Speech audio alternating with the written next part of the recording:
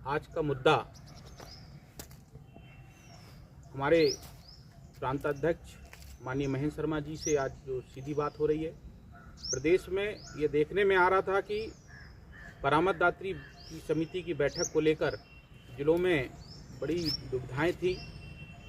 हम अभी किसी ज़िले में दौरे पे गए हुए थे तो वहाँ पे ये चीज़ों को लेकर हमने विस्तार से चर्चा की और जब सरकार के नुमाइंदे ज़िलों में बैठे हुए थे और हमारी जो न्याय उचित मांगें जो जिला लेवल में लंबित हो रही थी उसको लेकर जब परामर्शदात्री की बैठक ये पाया गया कि ज़िलों में नहीं हो रही है, तो आपका क्या उसमें हाँ कि ज़िलों में से जो शिकायतें हमें लगातार प्राप्त हो रही थी कि परामर्शदात्री की बैठक नहीं हो रही है, तो आपने इसको किस तरह से लेते हुए, क्योंकि हमारे संज्ञान में आया कि कुछ जिलों में लगातार परामर्शदात्री की अचानक से बैठकें चालू हुई, तो आपने इसमें क्या पहल की?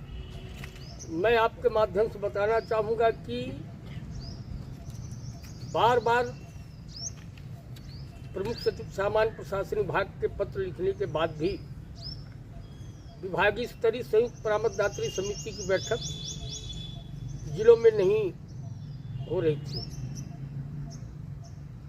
इसके बारे में हमने बैठक की और बैठक के माध्यम से ये देखा कि क्यों ना पूरे 55 जिलों के माननीय कलेक्टरों को पत्र लिखा जाए, उनके संज्ञान में इस चीज़ को लाया जाए। हो सकता है उनके संज्ञान में ये चीज़ न रही हो कि परामर्शदात्री समिति की बैठक के लिए बार बार रिमाइंडर हो रहे हैं, और चूँकि हम लोग सबसे छोटे संवर्ग का नेतृत्व करते हैं और उसमें नियमों का ज्ञान उनके पास तक नहीं पहुंच पाता, और जो स्थानीय समस्याएं हैं, परामर्शदात्री समिति की बैठक का जो एक बड़ी अच्छी व्यवस्था यह है कि जो स्थानीय समस्याओं को लेकर हमारे कार्यकर्ताओं को भोपाल तक जाना पड़ता है कि हमारे जिले में इस विभाग के अधिकारी के द्वारा हमें या तो सततों को भुगतान नहीं हो पा रहा है, या हमें जो शासकीय प्रक्रिया या शासकीय व्यवस्था के निर्देश के बाद भी इसका क्रियान्वयन नहीं हो पा रहा, पालन नहीं हो पा रहा है।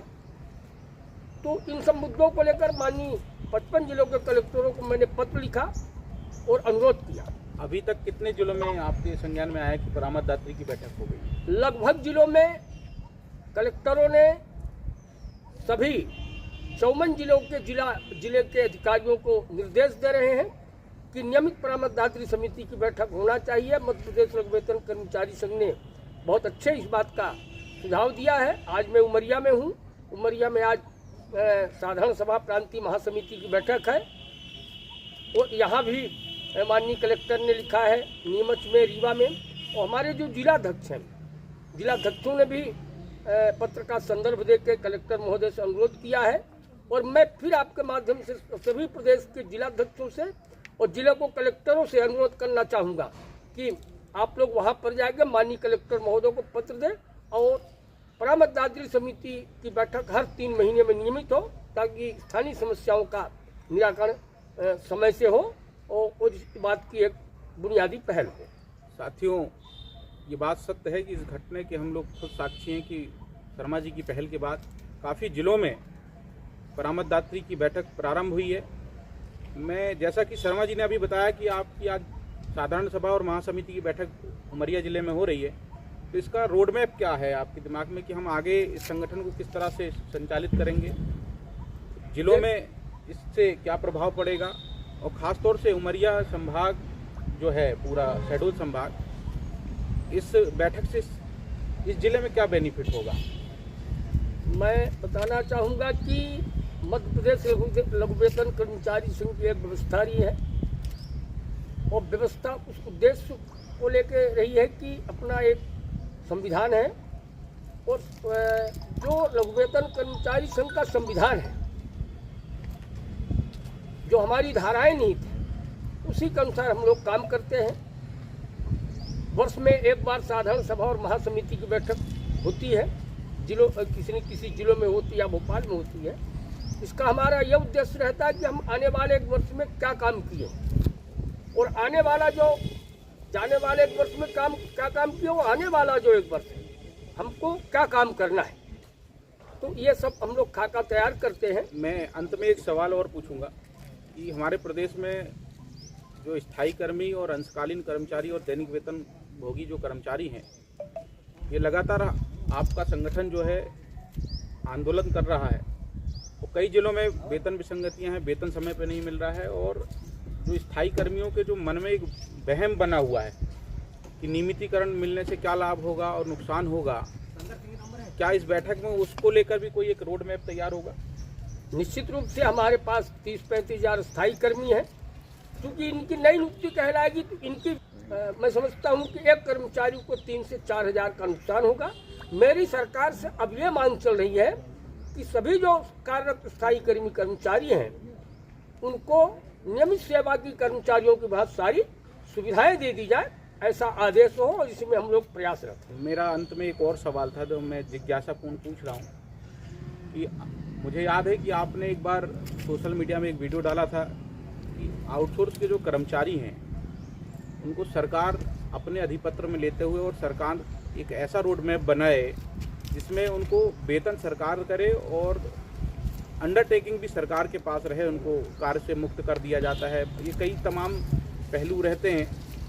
अभी कई विधानसभा में भी उसको लेके काफ़ी वो हुआ। तो मैं ये चाहता था कि आपने जो एक पहल करी थी ये स्वागत योग्य थी, और हमारा पड़ोसी जो जिला था, राज्य था उत्तर प्रदेश, उस राज्य ने स्वागत योग्य काम किया है। तो क्या मध्य प्रदेश में भी इस तरह की हम उम्मीद लगा सकते हैं कि हमारी सरकार जो है इस पर बड़ी पहल करे? बिल्कुल उम्मीद लगाएंगे, क्योंकि जो प्रदेश में अंशकालीन और आउटसोर्स कर्मचारी हैं, सरकार को ही नहीं मालूम है कि इनकी संख्या कितनी है। आज 8,000, 10,000, 12,000 अधिकतम वेतन मिल रही है, काम दिन भर करते हैं। सरकार की योजनाओं का आज जो क्रियान्वयन हो रहा है, सरकार तमाम जो बैठकें कर रही हैं, आज उद्योग के क्षेत्र में सरकार एक उपलब्धि करने की बात कर रही है।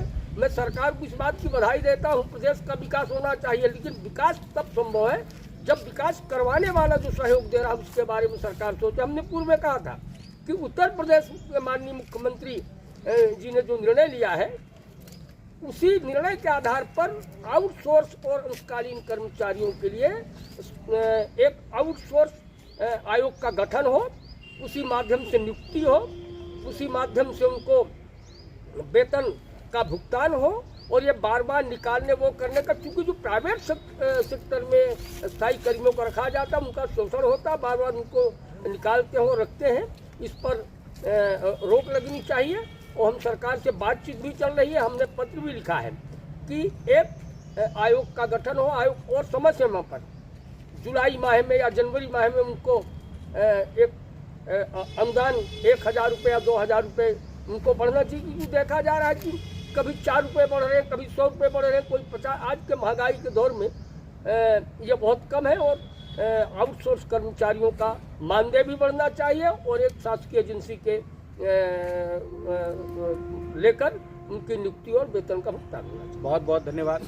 ये थे हमारे मध्य प्रदेश लघु वेतन कर्मचारी संघ के प्रांत अध्यक्ष श्री महेंद्र शर्मा।